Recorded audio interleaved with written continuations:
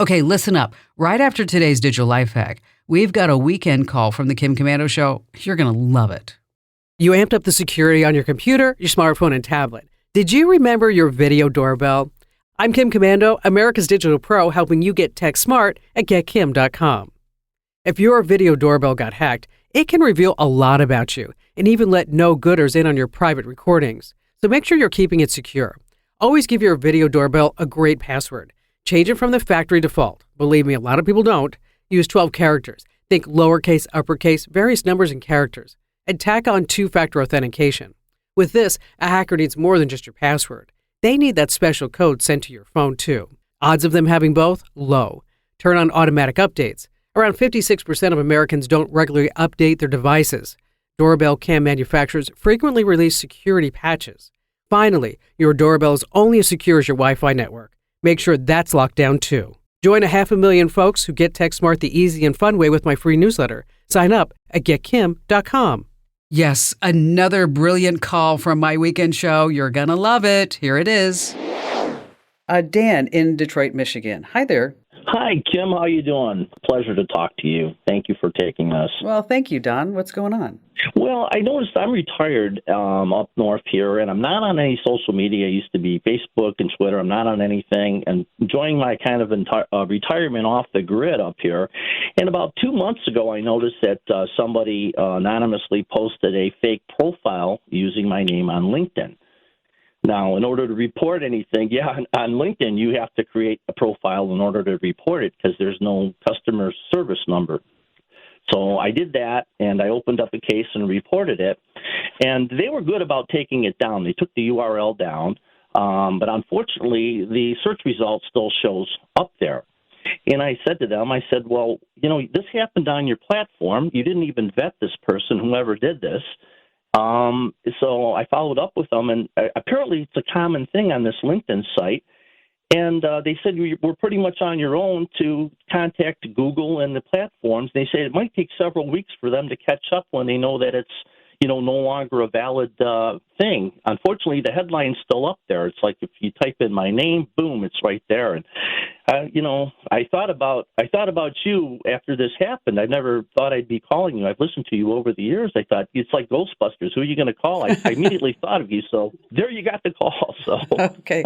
All right. I was wondering if you had any suggestions. Okay, let's go through what LinkedIn was saying as far as eventually it'll fall off, the planet Earth. Right. So routinely the search sites, Google, Yahoo, Bing. Yes, we're even talking about Bing now for some reason. Well, because of the whole AI. Yes. Whereas it's like, everybody's like, Bing? Who cares about Bing? Bada Bing. We don't want to get, whatever that is. Microsoft is back after they spent $10 billion. Who knew? Anyway, so whether it's Google, Yahoo, or Bing, is that they routinely will go out and crawl sites. And that's the term that's used.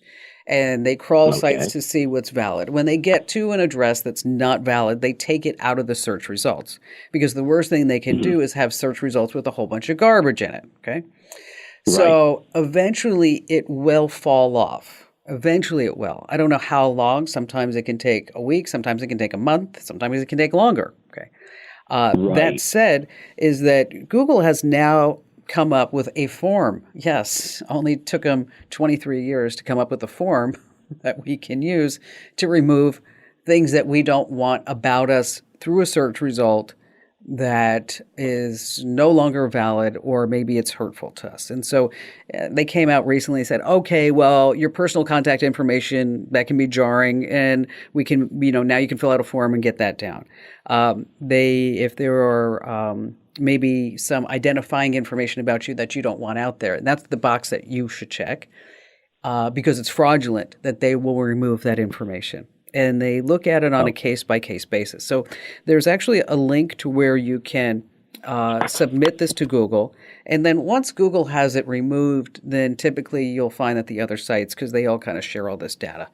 But it will probably come off of LinkedIn. But I would still contact Google and Yahoo and Bing just to kind of push that button a little bit faster if I could. And Okay. and so we're going to send you a link where you can learn more about it, as well as Awesome. get that form so that this way you can fill that out. One of the things that you might want to think about doing is setting up a Google alert for your name. So if you go to alerts.google.com, and if you type in your name, Okay. and if you type in your name, and if you have a really common last name, Don, is that maybe put some additional parameters in there. So like you said, Okay. Michigan or something like that.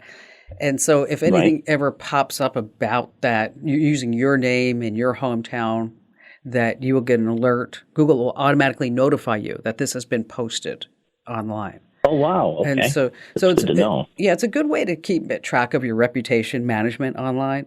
And a lot of people Right. use it also to keep track, even though you're retired, keep track of competitors to see what competitors are doing.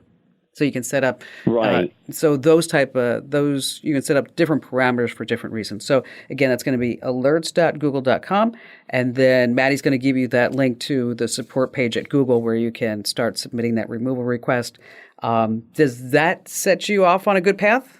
It did, absolutely, and I really, really appreciate it. It's like the wild, wild west out there, I guess, with LinkedIn. And it's like, my goodness, I hopefully people know to beware of this stuff. And that was helpful. It was really, really helpful. I never thought I'd be calling you.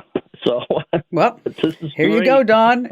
And what took you so long? Oh my gosh, we had just a great conversation. It took you 20 years to give me a call. And poof, life is good again. Hey, huge thanks for tuning in, folks. And if you've got a question that's burning a hole in your brain, just drop me a line. Head over to komando.com, with a K, of course, and tap Email Kim. Yes, I do read every single question. Now, for tech insights you can't afford to miss, grab my free daily newsletter over at getkim.com.